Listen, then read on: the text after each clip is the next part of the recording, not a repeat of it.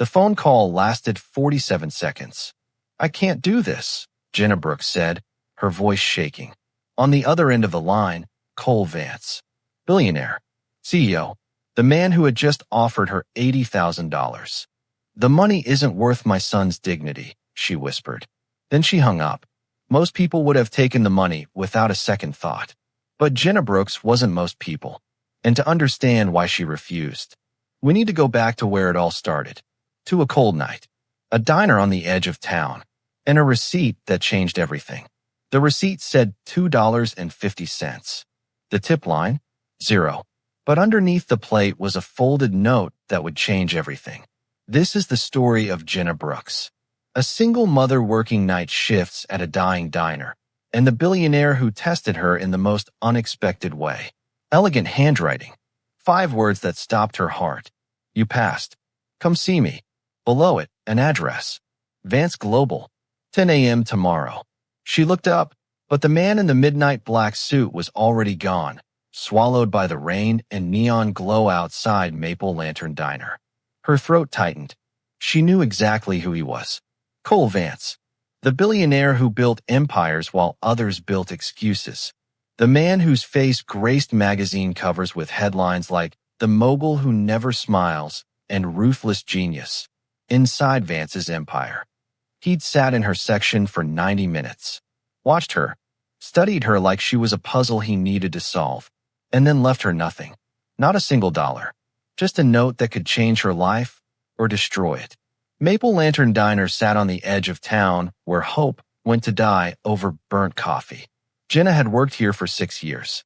Before that, she'd studied biomedical technology, top of her class, scholarship potential, a future full of promise. Then came Noah. His father vanished the week she told him she was pregnant. The scholarship evaporated. Her dreams compressed into 3 words: keep Noah safe. She was 31 now, working 60-hour weeks, living paycheck to paycheck. If this story is already touching your heart, subscribe now, because what happens next will restore your faith in humanity. Her uniform had been washed so many times the fabric felt like paper. Her sneakers had holes she covered with duct tape. Her smile? That was the only thing she kept polished. Because kindness was free. And in a place like this, it was the only currency that mattered. "Jenna, hit me again, will ya?" Joe, 72, trucker, widower, raised his empty mug like a chalice. His stories were legend here. Montana blizzards. Broken down rigs in Nevada. That time he hauled refrigerators through a tornado. She'd heard them all 100 times. She poured anyway, smiled, nodded. "You're gonna float away if you drink any more, Joe." "Better than sinking," he muttered, then softened. "You work too damn hard, kid. Someone's gotta." Across the room, booth 3, Leo Chun, 19, engineering student, drowning in textbooks and poverty. His coffee had gone cold an hour ago, but he nursed it like liquid gold. Jenna slid his check across the table. The total, $0. "Jenna, I can't keep." "You can. And someday, you'll do the same for someone else." His eyes glassed over. "I don't know how to thank you." "Don't thank me. Just pass it forward." Before he could argue, her phone buzzed. Noah. She ducked into the kitchen where Marcus, 54, line cook, philosopher, was scrubbing the grill with the intensity of a man trying to scour away regret. "It's my son," she said. Marcus didn't look up. "Go." She pressed the phone to her ear. "Hey, baby." "Mommy." His voice was small, sleepy, 6 years old, and already learning to be brave when he didn't want to be. "When are you coming home?" Her chest pulled tight. "Late tonight, love. But Mrs. Porter is right next door if you need anything." "I know." A pause. "I miss you." The words cracked something inside her. "I miss you too, buddy. So much. Can you read me a story tomorrow night?" "I promise." When she hung up, she stood there staring at the cracked tile floor, the industrial sink, the fluorescent lights that hummed like dying wasps. 6 years of this. 6 years of missing bedtimes. School plays. The sound of his breathing in the next room. She wiped her eyes and pushed back through the kitchen doors. That's when she noticed him. Table 7. Corner booth. He didn't belong. That was the first thing everyone noticed. The suit was Tom Ford, black, sharp, tailored to perfection. The watch, Patek Philippe, worth more than her annual salary. The posture, military straight, controlled, the body language of someone who owned rooms without speaking. But it was his eyes that unsettled her. Dark, calculating, the kind of gaze that peeled back layers and cataloged weaknesses. He'd been sitting there for 90 minutes. One cup of coffee, one slice of apple pie, untouched. No phone, no laptop, no book, just watching, observing. Jenna approached with the coffee pot. Warm you up. He looked up. His stare was a scalpel. Please. His voice was deep, smooth, the kind of voice that gave orders and expected obedience. She poured. Her hand didn't shake. She'd learned long ago not to show weakness to men who looked like predators. Cold night, she offered. He said nothing, just watched her move.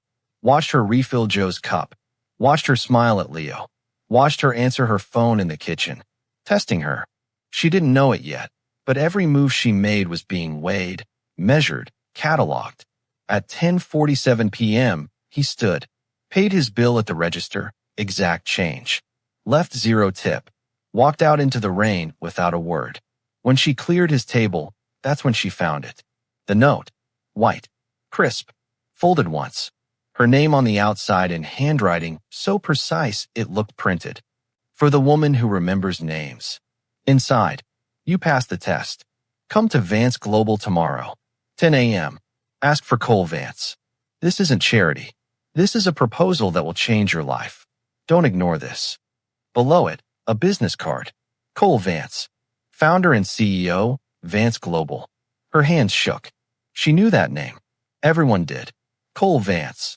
The billionaire who built logistics empires, tech platforms, real estate dynasties. Forbes called him the Silent King. Business Insider called him the man who never loses. He was 42, unmarried, notoriously private, worth an estimated $8.4 billion.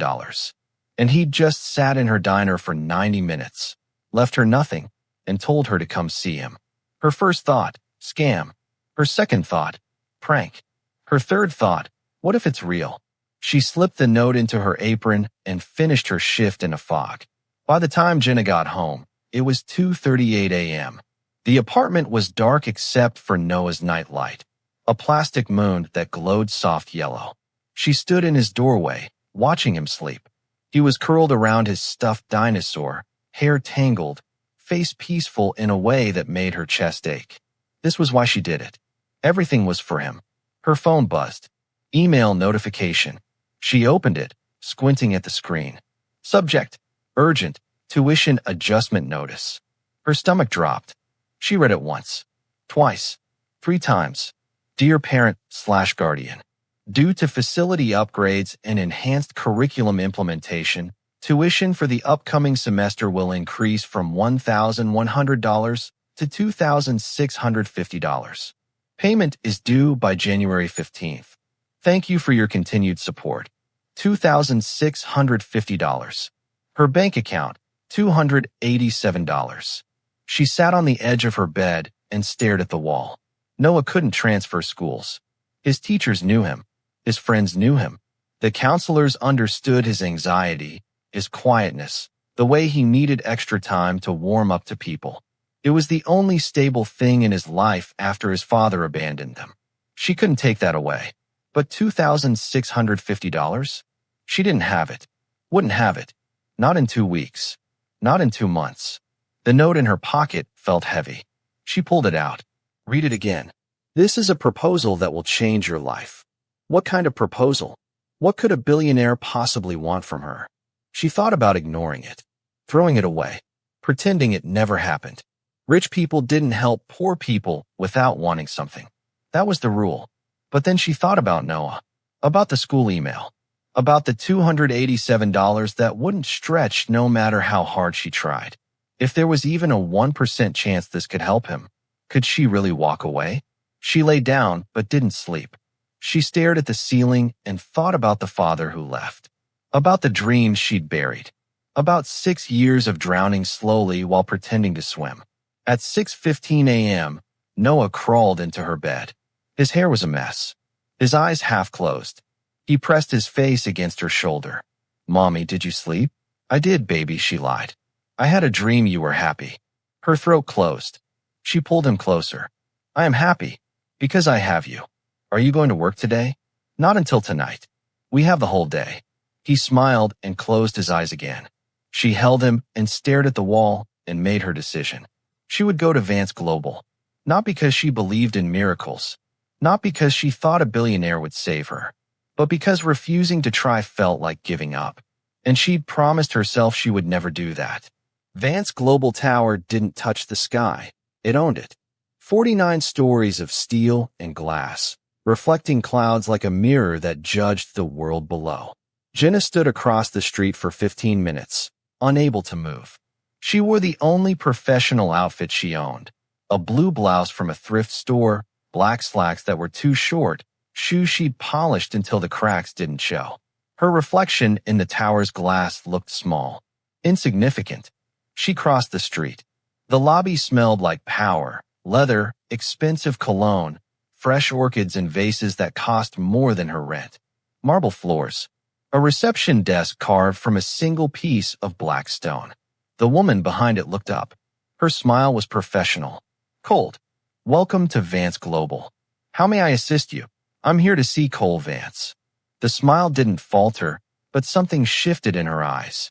Suspicion. "Do you have an appointment?" "He asked me to come. My name is Jenna Brooks." The receptionist picked up her phone, murmured something Jenna couldn't hear, listened, hung up. This time, when she looked at Jenna, there was surprise. 38th floor. Elevator on the right. Jenna rode up alone. The elevator was glass. She could see the city shrinking below her, the world dropping away. Her reflection stared back from the polished walls. "You don't belong here." The doors opened. A young man in a sharp suit appeared instantly, like he'd been waiting. "Miss Brooks." "This way."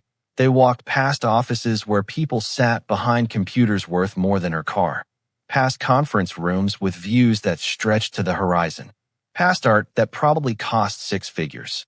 He stopped at a set of double doors at the end of the hall, knocked twice. "Open them. Miss Brooks is here." The office was massive. Floor-to-ceiling windows overlooking the city like a kingdom. Minimalist furniture. Clean lines. A desk that could have fit her entire apartment. And behind it, standing with his back to her, staring out at the skyline, Cole Vance. He turned. Same suit. Same cold eyes. But this time, something else flickered beneath the surface. Recognition. "Ms. Brooks," he said. "Please. Sit." She sat. He didn't sit immediately. Instead, he walked to a small table near the window where an expensive coffee maker sat, the kind that ground beans fresh, the kind people gave as wedding gifts to couples who already had everything. "Coffee?" he asked. "Sure." He made 2 cups himself. No assistant. No butler. Just him. He set one in front of her and sat across the desk. It was strange, watching a billionaire pour coffee. "Thank you for coming," Cole said. His voice was calm, controlled. "I wasn't sure you would." Jenna wrapped her hands around the cup. It was warm, solid. "With all respect, Mr. Vance, why am I here? And why the 0 tip?" He took a sip, set the cup down carefully. The tip was a test. Something hot flared in her chest. "You tested me? Like some kind of experiment?" "Yes." He didn't look away. "And you passed." "Passed what?" "You didn't curse me. Didn't complain to your coworkers. Didn't even frown. You thanked me. Wished me a good night. Even after I gave you nothing." Jenna stood up. The chair scraped against the floor. "I don't know what kind of game this is, but I'm not interested." "It's not a game." Cole's voice stayed level. "Sit down. Please." She stayed standing. "I came here because I thought maybe you needed something. That maybe this was real. But you're just bored. You wanted to see what the poor waitress would do when the rich man didn't tip. I need someone who treats people with dignity regardless of their status," Cole said, standing as well. "I've been looking for 8 months. I watched you for 90 minutes last night. The way you handled the drunk trucker, the college kid who couldn't pay, the phone call with your son." He moved closer. "You were kind when no one was watching. That's rare. So you insult me to prove a point? I test you to make sure you're real. He walked around the desk. Closer now. I'm offering you a job. Director of Social Impact for a project I'm launching. $80,000 a year. Full benefits. Housing stipend. And a full scholarship for your son at Redwood Prep, one of the top private schools in the state. The number hit her like a fist. 80,000. She made 23 working 60-hour weeks. What do you want from me? Her voice came out quieter than she meant. I'm just a waitress. I don't have a degree in social work. I don't have connections. What could I possibly do for you? Cole returned to his desk, picked up a folder. You've been there. You know what it's like to work 2 jobs and still come up short. To smile at people who don't see you. To make choices no one should have to make. He handed her the folder. She opened it. Inside, documents, spreadsheets, photographs, plans. The header on the first page. The Second Path Initiative. She read slowly. A program for single parents and struggling families. Job training. Childcare support. Placement assistance. Educational grants. The budget, $40 million. You want me to run this? I want you to help build it. To make sure it actually helps people instead of just making me feel good about myself. Cole sat back down. You have 3 days to decide. If you say yes, you start in 2 weeks. Jenna closed the folder. Her hands were shaking. This is too much. There has to be a catch. The catch is that you'll work harder than you've ever worked. That you'll carry the weight of knowing families are depending on you. That you'll make decisions that affect real lives. He met her eyes. If that sounds easy, then you're not the right person. She wanted to say yes. God, she wanted to say yes. Noah's school bill. The overdue electric. The car that needed new brakes. $80,000 would change everything. But nothing was free. Not like this. Not from people like him. I need to think about it, she said. Cole nodded. 3 days. You have my number. She left the folder on his desk and walked out. Her hands didn't stop shaking until she was back on the street. That night at the diner, Jenna told Marcus about the meeting. They were in the kitchen during the dinner rush. Steam rising. Grease popping. The chaos of survival. Marcus scraped the grill with hard, angry motions. Rich people don't give, Jenna. They buy. He didn't look at her. What do you think he wants to buy from you? I don't know. That's what scares me. Jenny, 25, another server, working her way through cosmetology school, pushed through the doors with a tray of dirty plates. I heard about Vance, she said. My cousin worked for one of his companies. Said he's brilliant, but ruthless. Fires people without blinking. You sure you want to get involved with someone like that? Jenna leaned against the counter. The doubt wrapped tighter. I don't know what I want. You want to take care of your kid? Marcus said, softer now. We all get that. Just make sure you're not trading one kind of broke for another. After her shift, Jenna picked up Noah from Mrs. Porter's apartment. The old woman waved away her thanks like always. Noah was tired, rubbing his eyes as they walked the 2 blocks home. Mommy, can we stop at the store? I need pencils for school. They went to the 24-hour grocery on the corner. Harsh fluorescent lights. Sticky floors. The smell of old produce and broken dreams. Noah held her hand as they walked down the school supply aisle. He picked the cheapest pack of pencils, already knowing not to ask for the nice ones. On their way to the register, they passed the book section. Noah stopped. His eyes caught on a colorful cover. The Universe in Your Hands, A Kid's Guide to Space. Pictures of planets. Galaxies. The Milky Way in swirling colors. $16.99. Mommy, can I? He stopped himself. Looked up at her. Never mind. I can get it from the library. She looked at the book. At his face. At the way he'd already learned not to ask. Next time, buddy, she said, her voice rough. It's okay, Mommy. He said it with such easy acceptance that it broke her. The library has good books too. They bought the pencils and walked home in silence. After Noah was asleep, Jenna sat at her laptop and searched. Cole Vance early life. Pages of results flooded the screen. Articles about his company, his wealth, his ruthlessness. But then she found something buried deep. Page 4 of the search results. A local newspaper article from 2012. The headline: From Mechanic's Son to Mogul, the Cole Vance Story. She clicked. Her breath caught. Cole Vance credits his late mother, Margaret Vance, for his success. Margaret worked as a waitress at Morrison's Diner for over 20 years, raising Cole alone after his father died in a factory accident when Cole was 5. My mother worked herself to exhaustion, Vance said in a rare interview. But she never complained. She taught me that dignity isn't about what you have. It's about how you treat people when no one's watching. Margaret Vance died in 2019 after years of health complications related to overwork and stress. Jenna stared at the screen. Cole's mother had been a waitress, a single parent, just like her, and she'd worked herself to death. Hit the like button if you're feeling this story, and stay tuned, because Jenna's about to face her biggest test yet. The next morning, Jenna called the number on Cole's card. His assistant answered, but within seconds, Cole's voice filled the line. Ms. Brooks, I need to know the real reason, she said. No introduction. No pleasantries. Why me? The actual reason. Silence. Then, come back to my office. 2 o'clock. She was there at 1:50. This time, Cole met her in the lobby himself. He led her not to his office, but to a smaller conference room. One window, a view of the parking garage. He sat across from her. For the first time since she'd met him, he looked uncertain. My mother's name was Margaret, Cole said quietly. She raised me alone. Worked as a waitress. 2 shifts a day, sometimes 3. She was exhausted all the time, but she never complained. Not once. Jenna listened. When I was 16, she got hit by a drunk driver on her way home from work. Broke her spine. 3 surgeries. Physical therapy for months. We had insurance, but it wasn't enough.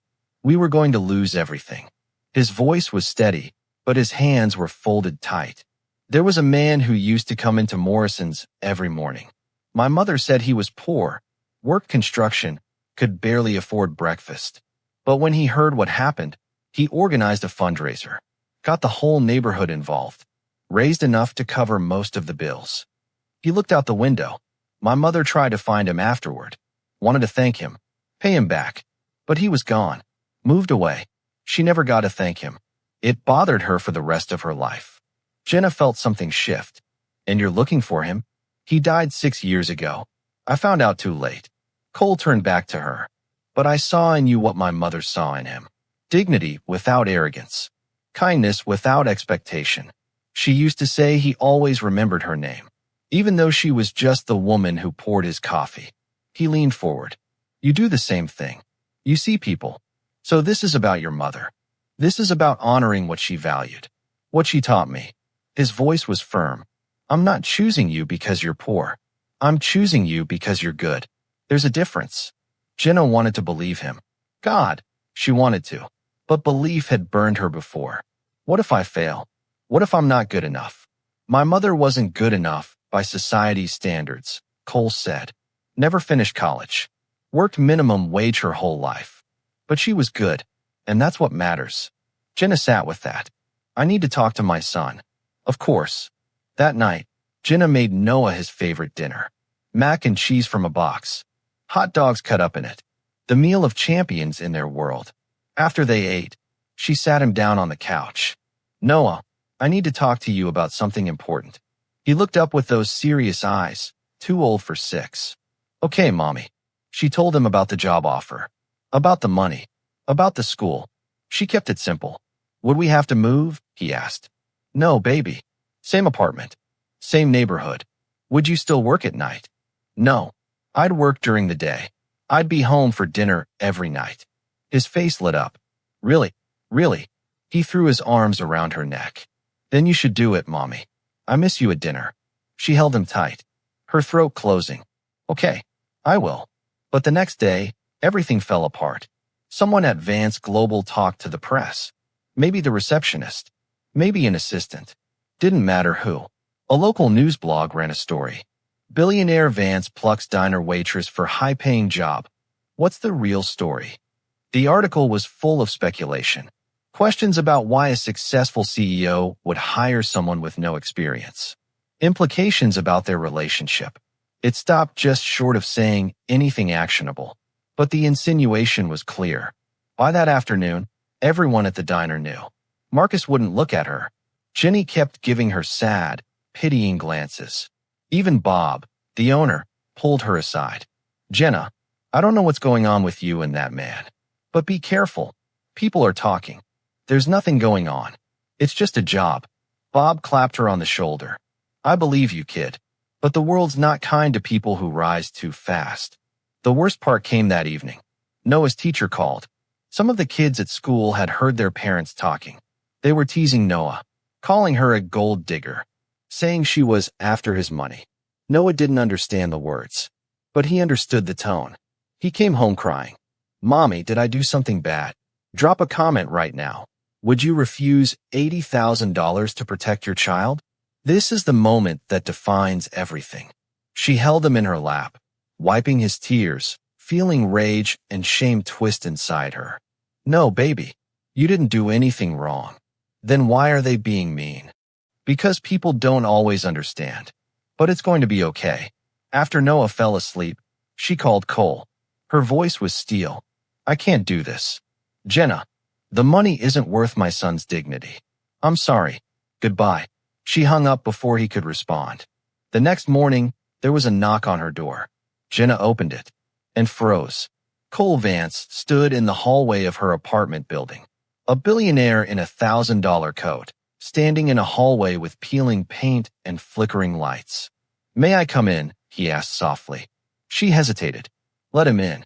Noah sat at the table eating cereal, still in his pajamas. He looked up, surprised. Cole walked over, crouched beside his chair. Hi, Noah. I brought you something.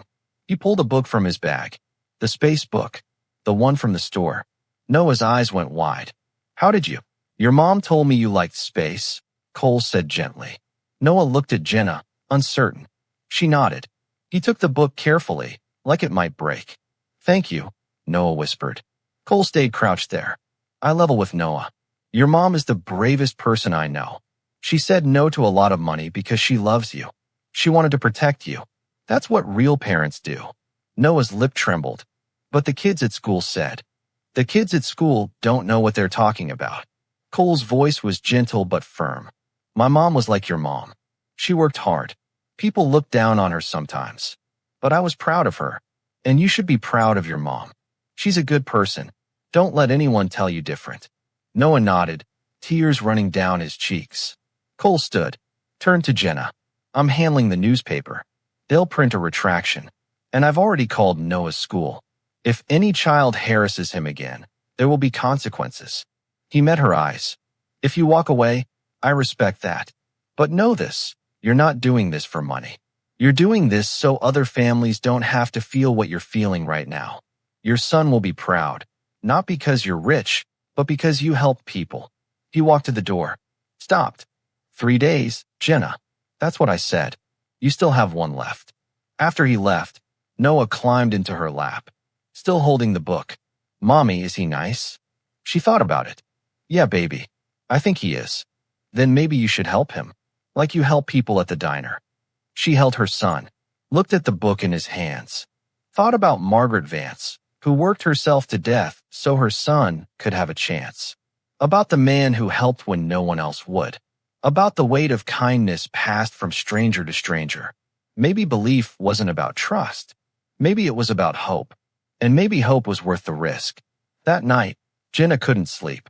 At 5 a.m., she gave up, made coffee, sat at the table in the dark.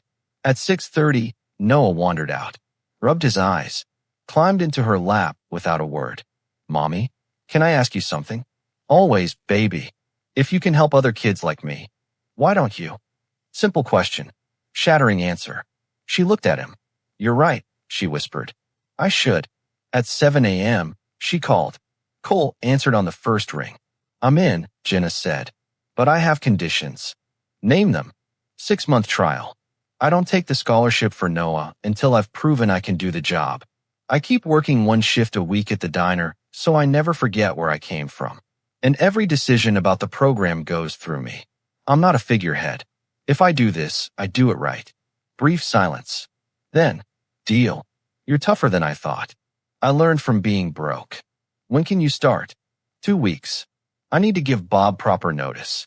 2 weeks, Cole agreed. Welcome aboard, Jenna. The first month nearly crushed her. The office felt like foreign territory. People whispered. The charity case. The waitress playing executive. She won't last. She heard it all. Didn't defend herself. Just worked. Arrived early. Stayed late. Read every file until her eyes burned. Built relationships with nonprofits. Learned the systems.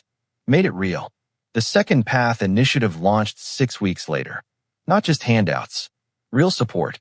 Job training. Childcare assistance. Placement programs. Educational grants that didn't make people feel like beggars. The first family she helped, Rachel Morse. Single mother. 2 kids. Working overnight stocking shelves. Barely making rent. The program got her into medical billing certification. Connected her with a hospital job. Helped with childcare costs. Within 3 months, her income doubled. The second person she helped, Marcus. Her old coworker showed up at her office on a Wednesday. Hat in his hands. Looking uncomfortable in the glass building. I shouldn't have doubted you, Marcus said. I'm sorry. You were protecting me. Nothing to apologize for. Marcus sat down heavily. I heard about your program. Think there's room for an old kitchen guy who wants to be more than a short-order cook. Jenna smiled. Let me see what I can do. 2 weeks later, Marcus was enrolled in a culinary program, training to be a sous chef. 6 months later, he'd be making twice what he made at the diner. By the 3rd month, the program had helped 63 families. The press coverage shifted. From skeptical to curious to genuinely impressed. Reporters wanted interviews. Jenna turned them all down. This isn't about me, she told Cole. It's about them. He just smiled. That's why it works. In the 4th month, Cole collapsed in his office. Exhaustion. Doctors said he'd been working 90-hour weeks. Running the company. Overseeing a dozen initiatives. They kept him overnight for observation. The next morning, the board of directors held an emergency meeting. Jenna wasn't invited. But David, Cole's assistant, found her in her office. They're voting to suspend the Second Path initiative, he said quietly. Too expensive. Too risky. Unclear ROI. Jenna stood up. Where's the meeting? Conference room B. But Jenna, you can't just. She was already walking. 12 board members sat around a mahogany table that probably cost more than her childhood home. Silver hair. Expensive suits. Cold eyes that had seen 1,000 proposals and dismissed 900. They looked up as she entered. Startled. Ms. Brooks. An older man with a voice like ice. This is a closed meeting. I know, Jenna said. I'm here anyway. She didn't sit. Just stood at the head of the table. You want to cut the program. I'm here to tell you why you shouldn't. Ms. Brooks, we've reviewed the numbers. The numbers don't tell you everything. Her voice was steady. She'd been terrified walking in here. But now, standing in front of them, thinking about Rachel and Marcus and all the others, the fear evaporated. I could show you spreadsheets, projected returns, tax benefits, positive press. But that's not why this matters. She looked at each of them in turn. Cole's mother was a waitress. Worked 2 jobs her whole life. When she got hurt, a construction worker who could barely afford breakfast organized a fundraiser to help her. That man didn't do it for tax benefits. He did it because he saw her. Because she remembered his name. Because dignity matters. The room was silent. You're not investing in a program. You're investing in dignity. And dignity pays back in ways money can't measure. She put her hands on the table. Leaned forward. Rachel, one of our first participants, already volunteers at the program, helping other mothers. Marcus is mentoring 2 younger cooks. That's not on any spreadsheet. But that's what lasts. She straightened. If you cut this program, you're not just cutting costs. You're cutting hope. And I won't be part of that. Her voice dropped to steel. So either you keep it running, or I walk. Your choice. She turned and left before they could respond. 2 hours later, Cole called from the hospital. His voice was tired but amused. The board voted to continue funding. Unanimously. What did you say to them? The truth. I heard you threatened to quit. I meant it. Cole laughed, genuinely. I picked the right person. 6 months after she started, Jenna stood in her apartment holding a letter from Redwood Prep. Noah's scholarship approved. Full tuition. For years. She'd earned it. Proven herself. But when Noah came home from school, she made a different choice. She knelt in front of him. Baby, we got the scholarship to the fancy school. His eyes widened. Really? But we're not taking it. Confusion crossed his face. Why not? Because I want you to stay at your school. With your friends. With kids like you. Not in some place where everyone's parents are rich and you feel different. She cupped his face. We're going to be okay now. We don't need the expensive school. We just need a good one. And you already have that. So we're rich now. Jenna smiled softly. No, baby. We're something better. What? We're enough. She pulled him close. And we help other people be enough too. He threw his arms around her neck. I like that better anyway. If you believe dignity matters more than money, share this story. Someone in your life needs to hear this message today. That Friday night, Jenna worked her shift at Maple Lantern Diner. She'd kept her promise. 1 shift a week. Every week. Cole never questioned it. He understood. Bob still owned the place. Marcus was gone, working at his new restaurant downtown. Jenny was still here, still saving for cosmetology school. Joe still sat at the counter, telling the same stories. Leo had graduated, working as an engineer now, but he came back sometimes to eat and leave big tips for the new servers. Near closing time, a young man walked in, maybe 25, work clothes stained with paint, face exhausted in a way Jenna recognized. The look of someone working 3 jobs and still falling short. He sat at the counter, studied the menu with the careful attention of someone counting every dollar, ordered the cheapest coffee, nothing else. Jenna brought it over with a smile. Long day. Yeah. He tried to laugh. It came out hollow. 3, actually. I know that feeling. When he asked for his check, Jenna brought it over. Total, $2.50. The man pulled out his wallet, counted the bills inside. 3 ones. Some change. Jenna picked up the check. Someone paid it forward for you. Just remember to do the same someday. The man looked up, his eyes suddenly wet. Seriously? Seriously. Go home. Get some rest. I don't know what to say. Thank you. I really needed this. After he left, Jenna cleared the counter. That's when she noticed the woman sitting in the corner booth. The same booth where this had all started. A woman in an elegant gray suit sat with coffee and apple pie. She was smiling. Jenna walked over, then stopped. It wasn't a woman. It was Cole. He'd been watching, quietly, from the shadows. You know, Jenna said, most CEOs don't hang out in diners at midnight. Most CEOs don't know what they're missing. He finished his coffee and stood, placed 2 bills on the table, a 50 and another 50, $100. Beneath them, a folded note. Jenna picked it up and read, You're doing incredible work. Keep going. CV. She looked up, but he was already walking toward the door. He stopped, turned back. That man you just helped. His name is Daniel Reyes. He's a painter, a good one, putting himself through art school. Cole smiled, a rare, genuine smile. He's going to be fine, because someone saw him. He paused, just like someone saw you. Cole left. The bell chimed. Jenna stood there holding the note and the $100. She put the money in the team tip jar to be split among all the servers tomorrow. But she kept the note. Outside, the rain had stopped. The streets were quiet.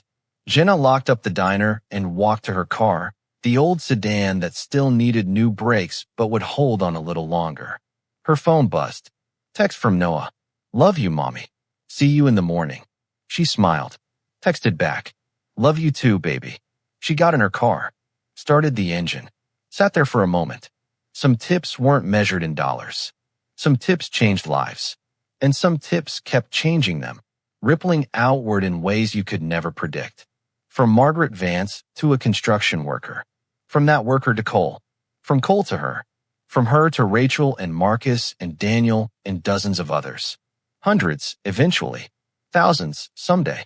The note in her pocket felt warm. She pulled out of the parking lot and drove home, where her son was sleeping, where tomorrow was waiting, where enough was finally enough, and where kindness, once received, could be given again and again. Forever forward. Which moment hit you hardest? Comment below. And if this story moved you, subscribe for more true stories that remind us what really matters. Thanks for watching.